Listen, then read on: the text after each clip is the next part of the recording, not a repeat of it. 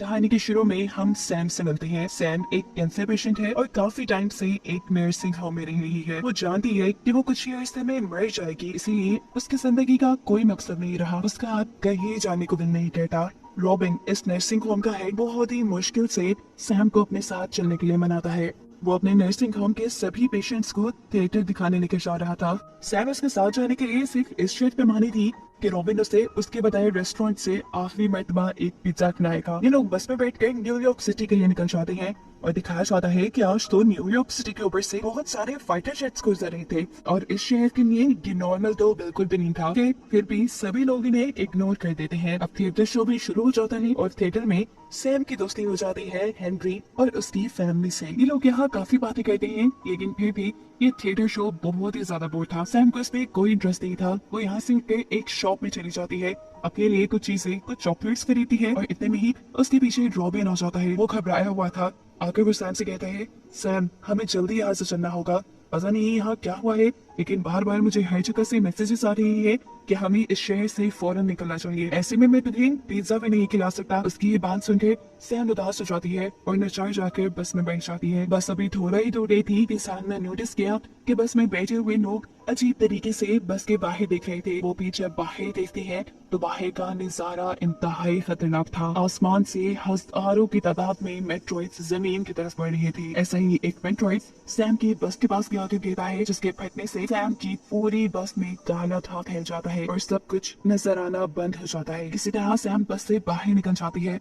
और नोटिस करती है कि जो लोग यहाँ चिल्ला रहे थे वो ये कोई चीज यहाँ से उठाकर ले जा रही थी। बस के पीछे छुपकर वो देखती है ये किसी तरह के एलियंस थे। थोड़ी सी देर में सैम ने ये भी नोटिस कर लिया था कि ये एलियंस उन्हें ही उठाकर ले जा रहे थे जो ज्यादा शोर कर रहे थे। अब कुछ एलियन सैम के पास खड़े लोगों की तरफ भी अटैक करते हैं, जिनको मरता देखकर सैम डर जाती है और अपनी जान बचाने के लिए वहां से भागती है। एकदम से एक बड़ा सा ब्लास्ट होता है, जिसके चलते सैम वहीं बेहोश हो जाती है। उसे जब होश आया तो उसने देखा कि उसे रेस्क्यू कर लिया गया था। ये हेनरी की फैमिली थी जो उसे थिएटर में मिली। हेनरी ने इस टाइम सैम के मुंह पे हाथ रखा हुआ था और ऐसे वो सैम को खामोश रहने का कह रहा था। इस टाइम इस थिएटर के अंदर बहुत सारे लोग थे जो सबके सब ये बात जान गए थे कि अगर वो शोर करेंगे तो एलियंस उनकी तरफ बढ़ेंगे, इसलिए सब बहुत ही खामोशी से बैठे थे। ठीक वही सैम को रॉबिन भी मिल जाता है, जिसे गले लगाकर वो बहुत रोती है। रॉबिन को इस सारे क्योस में उसकी कैट भी मिल गई थी। ये लोग यही बैठे हुए थे कि एकदम से इन्हें हेलीकॉप्टर से एक अनाउंसमेंट सुनाई जाती है,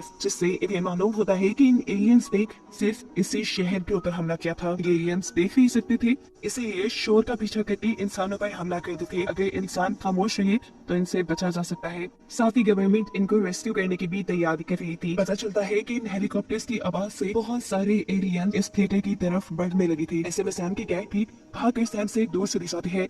सैम को डर था कि कहीं ये कैट आवाज न कर दे और ऐसे कहेंगे एलियंस को अपनी तरफ अट्रैक्ट न कर ले। फिर जिस चीज से वो डर रही थी वही हुआ। उसकी कैट ने आवाज कर दी, जिसकी वजह से एलियंस दरवाजा तोड़कर इस थिएटर में आ गए। इससे पहले कि वो यहाँ मौजूद सभी लोगों के ऊपर हमला कर देते, पीछे से हेलीकॉप्टर की आवाज आने पर ये एलियंस उनकी तरफ हो जाती है। इस वक्त में सैम ने देखा था कि इन एलियंस की आंखें हैं ही नहीं। खैर इस मुश्किल के टलने के बाद सैम अब वॉशरूम में जाती है, खुद को साफ करती है और फिर देखती है कि उसे आगे क्या करना है। यहाँ सभी लोग रेडियो से अपने लिए नए नए प्लान्स देख रहे थे कि उन्हें क्या करना चाहिए। गवर्नमेंट ने सबको आज रात के लिए ब्रिजेस से दूर रहने का कहा था, क्योंकि आज रात वो सभी ब्रिजेस को तबाह करने वाले थे, क्योंकि एलियन सिर्फ इसी शहर में उतरे थे। दूसरे शहरों में जाने का रास्ता ब्रिजेस से होकर जाता था, इसीलिए ये सारे ब्रिजेस तोड़ रहे थे ताकि एलियंस दूसरे शहरों में ना जा पाए।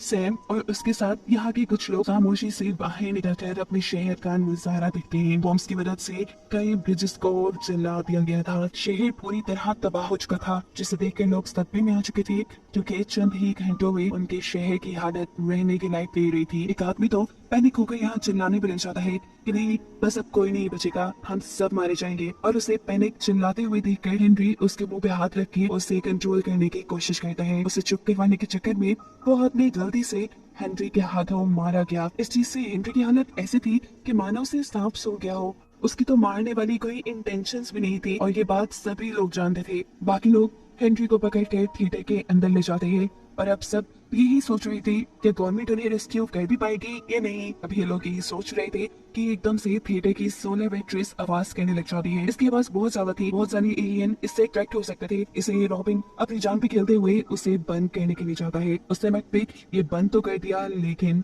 एलियंस भी कुछ उसकी तरफ अट्रैक्ट हो चुके थे। इससे पहले कि वो बच के वक्त से भाग पाता, एक एलियन बुरी तरह उसके ऊपर हमला करते हुए सबके सामने ही उसे मार डालता है। रॉबिन के मरने से सबसे ज्यादा सदमा सैम को हुआ था, क्योंकि उसकी फैमिली भी नहीं थी और काफी सालों से वो रॉबिन के साथ ही रह रही थी। रॉबिन एक इकलौता दोस्त था उसका। सैम ने अब अपना माइंड प्रिपेयर कर लिया था कि एक एक करके उसके सभी दोस्त उसे छोड़ जाएंगे और आखिर में वो भी मर जाएगी। सुबह होते ही वो खामोशी से शहर में निकल जाती है। एक जनरल स्टोर पे जाकर कुछ काम की चीजें, खाने पीने का सामान और अपनी मेडिसिन लेती है और आगे एक पार्क में चली जाती है। वहाँ पे एक फाउंटेन चल रहा था। उसने सोचा कि वो वहाँ पर बैठ के खाना खाने की, ऐसे पानी की आवाज में उसके खाने पीने का शोर दब जाएगा। यहाँ आकर उसे दो बच्चे दिखते हैं जो कल से ही एलियन से बचने के लिए फाउंटेन के अंदर सोए हुए थे और उन्होंने कुछ खाया पिया भी नहीं था। सैम उन्हें अपना खाना दे देती है। वो अभी यही बैठी थी कि दोबारा से हेलीकॉप्टर्स इनके शहर में आते हैं और यहाँ एक और अनाउंसमेंट की जाती है जिसमें बताया जा रहा था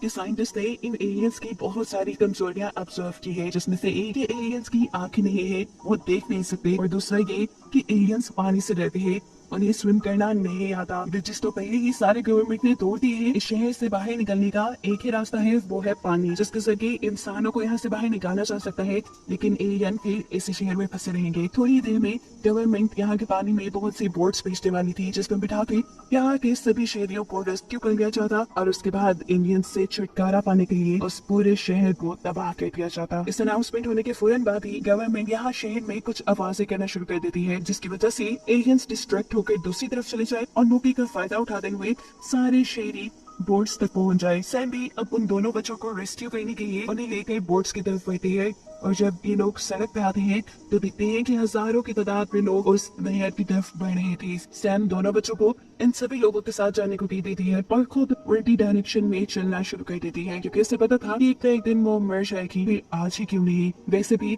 इस शहर से उसकी बहुत सी यादें जुड़ी थी, उसकी फैमिली की यादें, इसलिए वो इसी शहर में मरना चाहती थी और मरने से पहले अपने और अपने डैड की फेवरेट रेस्टोरेंट से पिज्जा खाना चाहती थी। इतने सारे इंसान एक ही वक्त में चल रहे थे, ऐसा कैसे हो सकता था कि बिल्कुल कोई आवाज ना होती। इनकी थोड़ी बहुत आवाजों से भी कुछ एलियंस इनकी तरफ अट्रैक्ट हो जाते हैं और इंसानों के ऊपर हमला कर देते हैं। ऐसे इंसानों में कैओस बढ़ जाता है, इंसान चीखे मारते हैं और जहाँ जहाँ से एलियंस को आवाजें सुनाई देती हैं, एलियंस उन्हें मारने लग जाते हैं। इसी भगदड़ी में बेचारी सैम भी गिर जाती है। सैम के ऊपर से बहुत से लोग चलने लगे थे। अपने आप को बचाने के लिए पहले तो वो एक कार के नीचे छुपती है और फिर कैओस कम होने पर दूसरी तरफ निकल जाती है।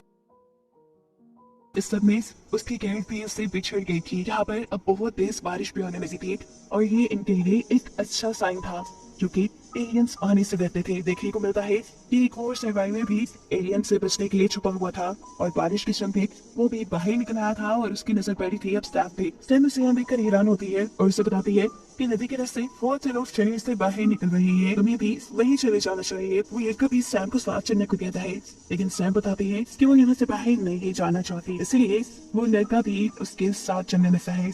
ये यहाँ पर सैम की गैंग मिल चुकी थी, रात बहुत हो चुकी थी, इन्हें कहीं रुकना चाहिए था, इसलिए सैम इस लड़की को लेकर अपने घर आ जाती है। लेकिन कल से इतना भागी दौड़ी थी, उससे अपने घर की चाबी कहीं गिर गई थी। इससे पहले कि ये लोग यहाँ फंसते रह जाते, एकदम से यहाँ बिजली गिरती है और उसी की शोर का फायदा उठाते हुए ये लड़का सैम के घर का दरवाजा तोड़ देता है और फाइनली ये लोग घर के अंदर आ जाते हैं। सुकून के माहौल में आकर इनको भी अच्छा फील हो रहा था। ये लोग यहाँ थोड़ी बातें करते हैं और ये लड़का अपने बारे में बताता है कि मेरा नाम एरिक है, मैं एक लॉयर हूँ और इस शहर में प्रैक्टिस करने के लिए आया था। मेरी यहाँ फैमिली नहीं है और जब भी मैं अपनी फैमिली के पास जाना चाहता हूँ। जबकि सैम उसे अपने बारे में बताती है कि पहले वो एक पोएट्स थी और साथ ही साथ एक राइटर थी, लेकिन कैंसर के बाद से उसने सब कुछ छोड़ दिया। हालांकि उसे किताबें पढ़ना और लिखना बहुत ज्यादा पसंद था। उसका कैंसर अब इतना बढ़ चुका है कि उसके पास सिर्फ चंद ही दिन है और अपने आखिरी दिनों में उसकी सिर्फ एक ही ख्वाहिश है कि वो अपने डैड के फेवरेट रेस्टोरेंट में पिज्जा खाए। यही वजह थी कि वो शहर से निकलना भी नहीं चाहती थी। महीना तो उसे 2 दिन बाद भी था, तो वो क्यों ना अपने ही शहर में रहकर मर जाती। सुबह होते ही अब सैम अपने अपार्टमेंट से बाहर निकल आई। उसने एरिक को कुछ नहीं कहा, क्योंकि वो एरिक को अपने साथ रखना नहीं चाहती थी। वो चाहती थी कि एरिक यहाँ से बाहर निकल जाए। चुपचाप वो एक खाली बड़ी लाइब्रेरी में पहुंच जाती है, वहाँ बड़ी कुछ किताबें पढ़ने के लिए। एकदम से वो नोटिस कर रही है कि उसकी कैट पीछे कुछ देख रही है। यहाँ कोई आ जाता है। डरते हुए जब सैम ने पीछे मुड़कर देखा तो ये एरिक ही था। उसे यहाँ देखकर सैम चढ़ गई। सैम ने उससे पूछा, तुम यहाँ क्या कर रही हो? तुम्हें यहाँ से चले जाना चाहिए था, तुम्हें मेरा पीछा नहीं करना चाहिए था। अब ये लोग बहस ही कर रहे थे कि गलती से सैम के हाथ से एक डेस्क गिर जाता है जिससे बहुत ज्यादा शोर था। यहाँ बहुत से एलियंस उनकी तरफ अट्रैक्ट होने वाले थे।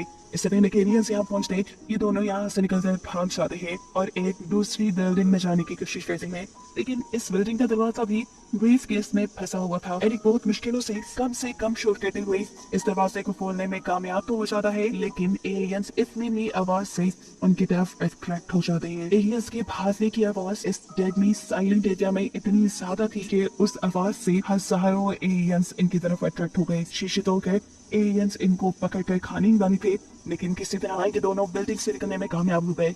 आयरिस ने अब चला के दिखाई और बहुत से पत्थरों से कार्स की शीशे तोड़ना शुरू कर दिए ताकि एलियंस डिस्ट्रैक्ट हो पाए और ये दूसरी तरफ से निकलकर बच पाए। किसी तरह ये लोग बच गए सबवे स्टेशन के अंदर चले जाते हैं, जहाँ पर भी इनका सामना एक एलियन से होता है। वो बस इनकी आवाज करने के इंतजार में था। जाते भी ये तो वहाँ जाते एलिवेटर पे एलियन था और पीछे ट्रेन टर्मिनल के अंदर पानी भरा हुआ था। यानी आगे कुआं था तो पीछे खाई। जाते कहाँ पे सैम फैसला करती है कि ये लोग पानी में उतर जाएंगे। यहाँ पर बच्चे की कोई इमेज तो है नहीं। अब जैसे जैसे ये लोग आगे पानी में बढ़ रहे थे वैसे वैसे पानी का लेवल भी बढ़ता जा रहा था।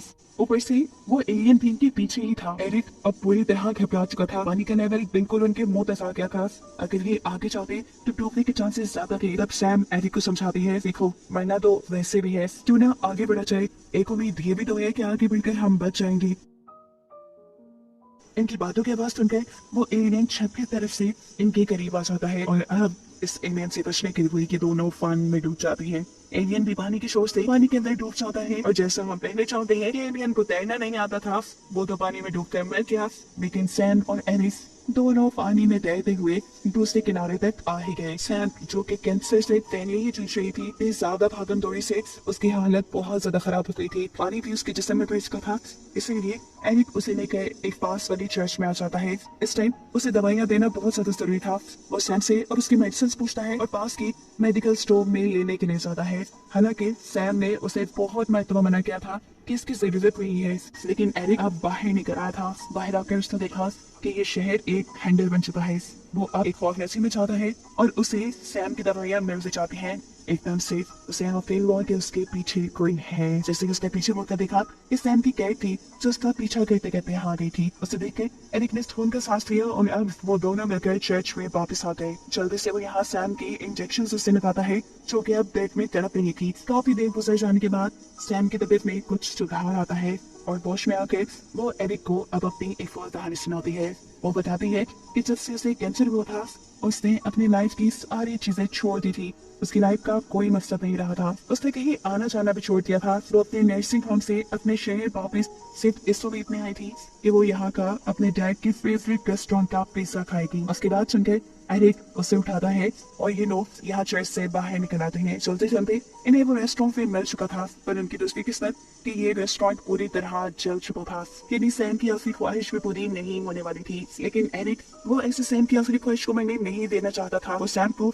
एक दूसरी बिल्डिंग में बिठाकर उसे अपना इंतजार करने को कहता है। वो रेस्टोरेंट करना चाहता है और वहाँ कुछ ढूंढने के बाद उसे एक पिज्जा मिलने चाहता है, जिसे वो उठाकर सैम के पास ले आया। ये लोग यहाँ पिज्जा एंजॉय करते हैं। सैम को बहुत दिनों बाद आज खुशी हो रही थी। इसी खुशी के दौरान उसे एहसास होता है कि वो एरिक और अपने कैट को अपने साथ मैंने नहीं दे सकती। वो विंडो से बाहर देखती है जहाँ एक आखिरी बोट सारे सर्वाइवर्स को लेकर जा रही थी। इसके यहाँ से निकलने के बाद इस पूरे शहर को तबाह कर दिया जाता, और सैम ऐसा नहीं चाहती थी। वो अब ठान लेती है कि वो इन दोनों को यहाँ से निकाल कर रहेगी। लेकिन दिखाया जाता है कि समुद्र के किनारे बहुत से इंडियंस भी थे जो पानी में होने वाले शोर की वजह से वहाँ पे खड़े हुए थे, लेकिन क्योंकि आगे पानी था इसलिए वो आगे नहीं बढ़ पा रहे थे। सैम अब एरिक और अपनी कैट को लेकर उस किनारे पे बढ़ने लगती है, लेकिन किनारे पे जाना इतना आसान नहीं था।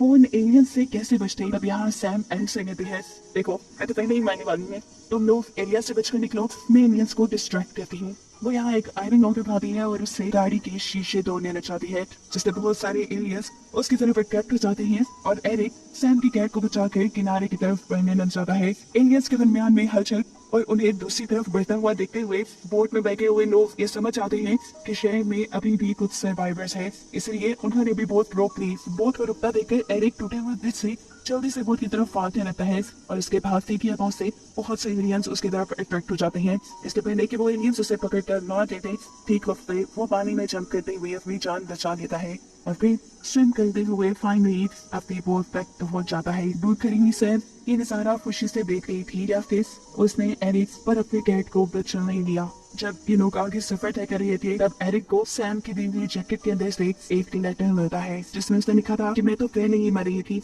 मेरी लाइफ का मकसद नहीं था, लेकिन फिर तुम मेरी लाइफ में आए और मेरी लाइफ का एक मकसद बना। उसे मकसद मिला कि वो एरिक और अपनी कैट की जान बचाने, और उसने मरने से पहले अपने इस आखिरी मकसद को पूरा किया। ये पॉइंट एरिक की आंखों में आंसू आ जाते हैं जब सीन कट होकर हमें सैम को दिखाया जाता है जो कि जिंदगी के इन आखिरी पलों में गाना एंजॉय कर रही थी, जिसके बाद वो अपने रेडियो से हेडफोन निकाल देती है और रेडियो की आवाज फुल कर देती है, जिससे बहुत से एलियंस उसकी तरफ अट्रैक्ट हो जाते हैं। वो उसे बस अब खा जाएंगे और यहाँ उसकी लाइफ खत्म हो जाएगी। और इसी को दिखाते हुए ये कहानी